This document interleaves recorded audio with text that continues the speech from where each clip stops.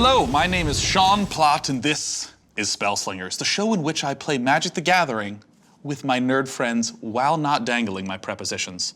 Today we have none other than Gavin Stenhouse. Oh, hi Sean, I didn't see you there. I'm surprised. I know, wow, thanks. I'm Gavin Stenhouse, I am an actor. I'm in NBC's Allegiance. I'm excited to play against Gavin because I know Gavin is a Magic player for the best reason, to just have a blast. Gavin, it's a pleasure to have you here, and I understand that you have kind of been involved with Magic for a long time.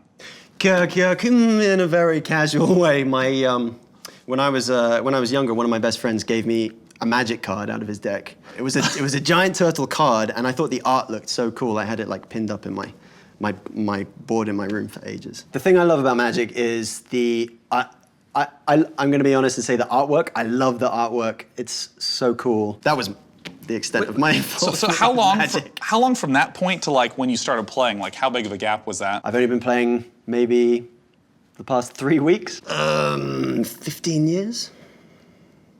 I know, dude, I'm sorry. But I'm excited and I'm confident and I've been practicing my top decking. I've been playing online, much to little success, being slayed by a lot of blue decks. Actually, I mean, on that note, I feel bonded to you because of your dislike of blue. I feel like we're brothers in arms. Yeah, I get pwned every time that I play a blue. I'm expecting more of a focus on our conversation than on the game, but we'll probably wind up playing the game as well. It's amazing how many people think this show is completely scripted. I can totally imagine you coming into the writer's room with your script going, this is rubbish, I'm not saying that. I would say this is rubbish. Get another job. What's an English curse phrase that I should just know? Wanker. Wank. Do I have to like talk at the right side? Wanker. Wanker. Wanker. They're calling each other wankers and saying bollocks, and that doesn't get bleeped in America. Do we bleep that? Well, this is the part in the game where we are going to do some deck selection. Now this. Oh, that's right. Where did that come from? It's magic. This is the Roto Destiny. Feel free to give it a spin. Yep, cool. Wherever it lands, that's what happens. I'm hoping for blue-green or blue-red. No, black-green or black-red. No, dude, I scared you. That freaked me out. Wow, who brought this liar in, this farce teller? Sweet, okay, so here goes. All right, yep. Oh, no. Blue-white it is. So when the Wheel of Fate gave me blue-white, I was a little bit intimidated. Wankers. I haven't played much blue-white before, so I feel like it's going to be a challenge, but I'm up for it. Let's see what I get, okay? I'm getting warmed up. Yeah, Rakdos! I'm gonna be beating down the front door, I'm so ready. So I've rolled black-red, and he's rolled blue-white, and I don't know what any of this means yet. I know those two colors work really well together, and I know Sean's probably very experienced at doing that, but I have blue. It's going to make it difficult to plan when and how to use my big spells. So I feel like if I just play my Maleficent blue misdeeds, I'm hopefully gonna have a few cards up my sleeve. Gavin, it is now time for us to summon our decks. Make any arbitrary motion that you think will channel the heart of the cards. What? Get ready. I can do anything?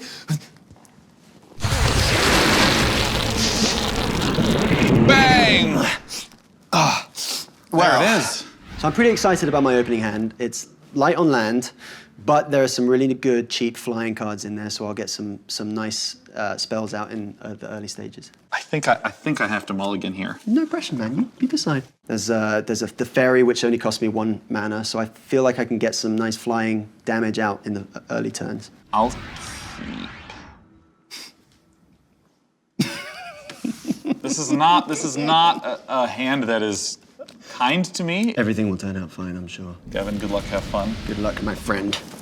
I hope your luck's actually like not that good. Bollocks.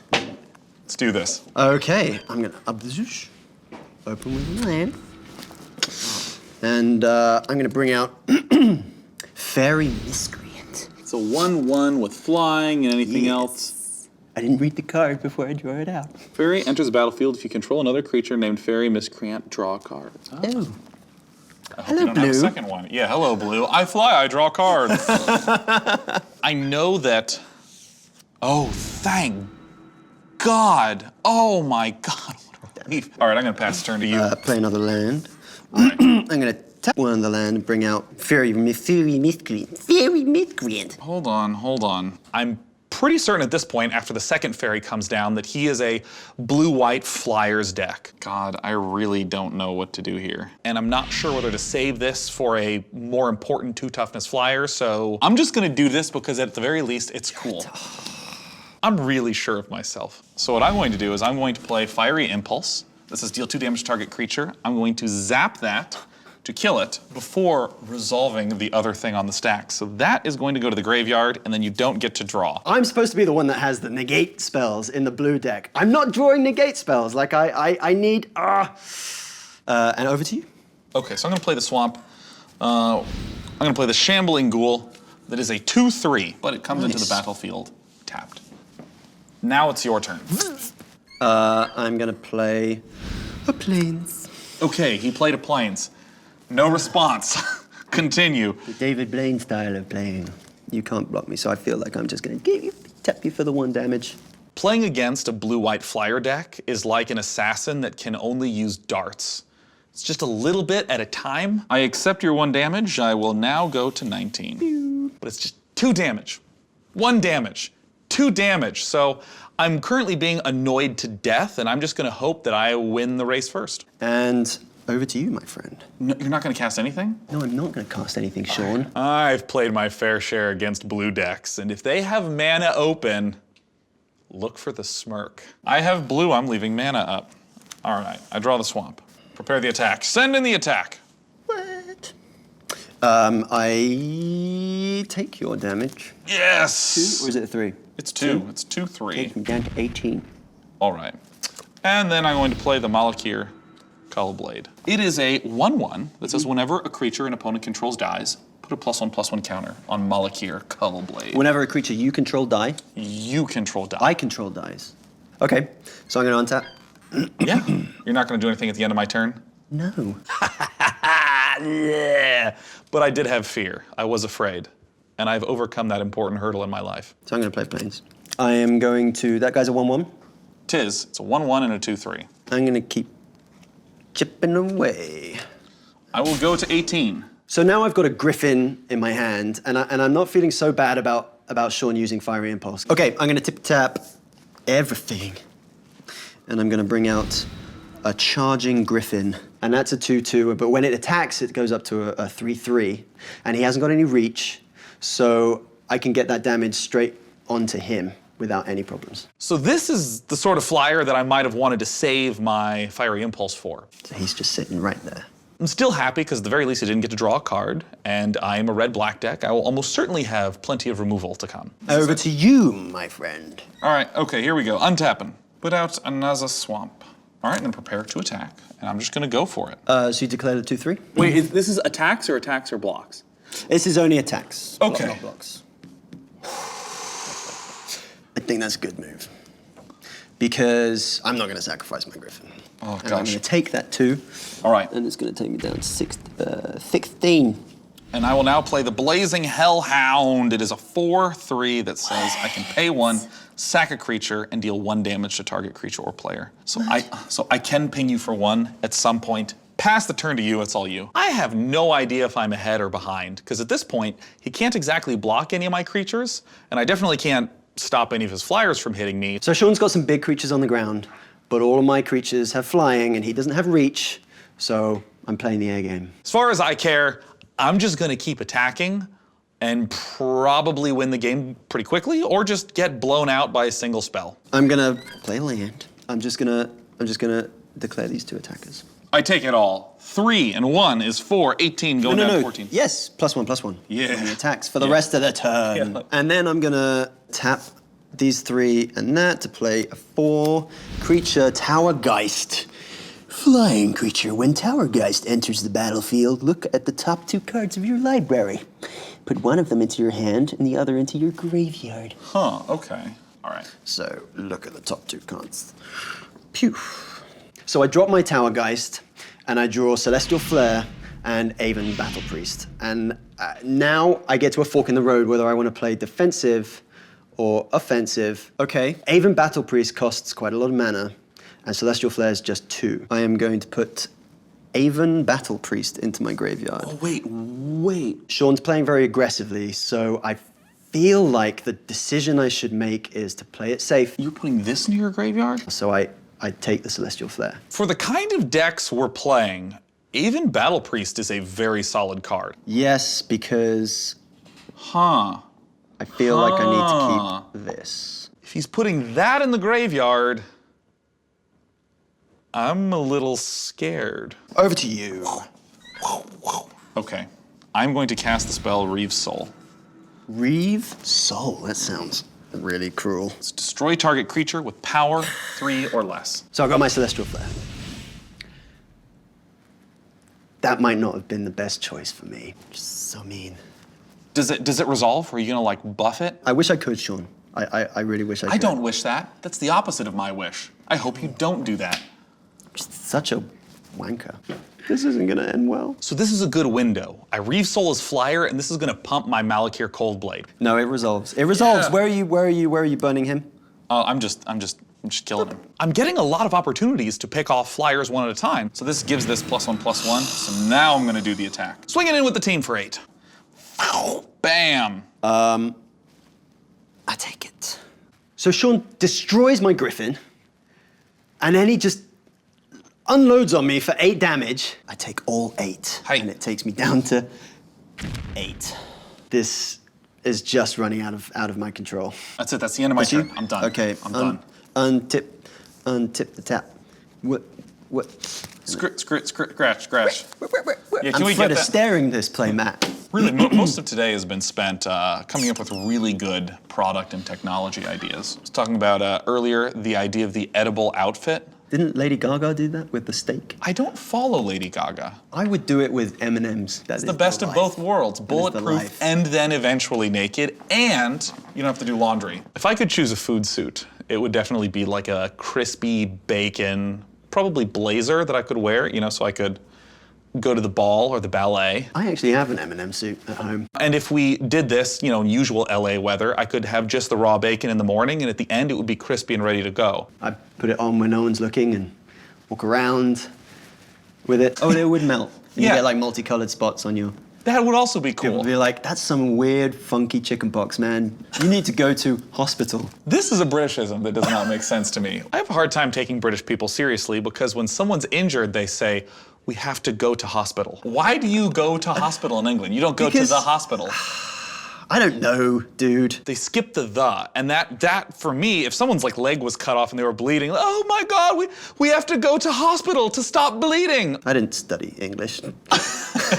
No, where's the article? Get the article in there. Wait, so what phase am I on? I'm completely... You're on main 1. Okay, I'm on main 1. Main 1 is main 1. Dude, I'm so sorry. Dude, no, that's my didn't have build order. That's my coffee. strat. I just Okay. really...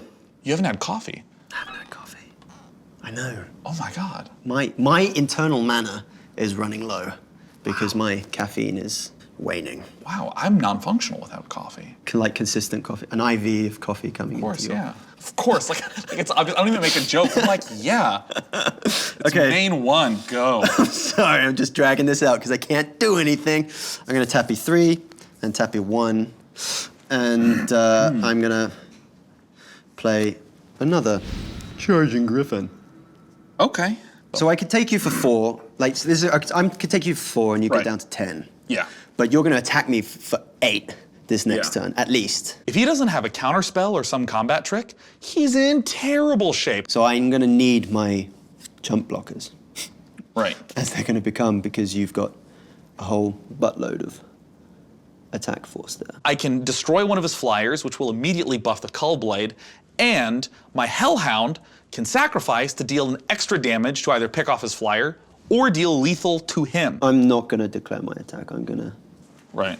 hold off, and I'm gonna play the patience game.